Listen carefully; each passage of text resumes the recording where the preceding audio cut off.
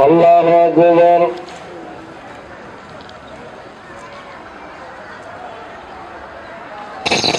سمع الله لمن حمده. الله أكبر.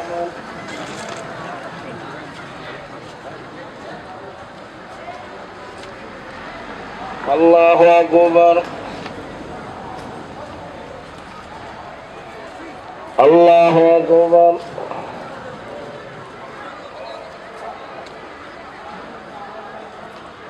الله أكبر.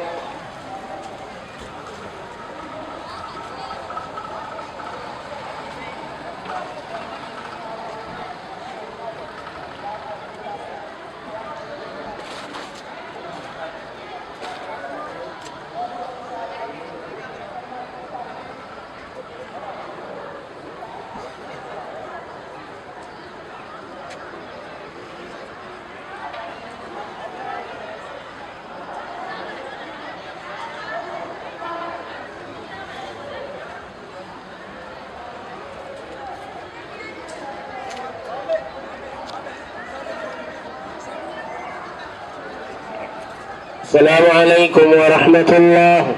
السلام عليكم ورحمة الله.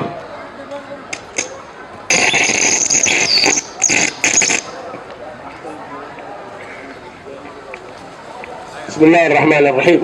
بيتم ما تنجي ربي عمل كيس مراد ثاني ربي عقود مراد ثاني خير ربي عقود ولي ربي عقلك والجل ربي عواس ربي ثاني علافس في جفتي ثاني علافس أمة ثاني جل عواس أدوي ثاني ربي علو أدوي ثاني ربي عطب مراد ثاني مسكين جاج سني صدقاء ثاني ربي عقبل أكما وردت في ربي عقب ربنا تقبل منا إنك أنت السميع العليم وتب علينا إنك أنت التواب الرحيم اللهم أحسن ختامنا تقبل منا صلاتنا وصيامنا يا ارحم الراحمين. سبحان ربك رب العزة عما يصفون.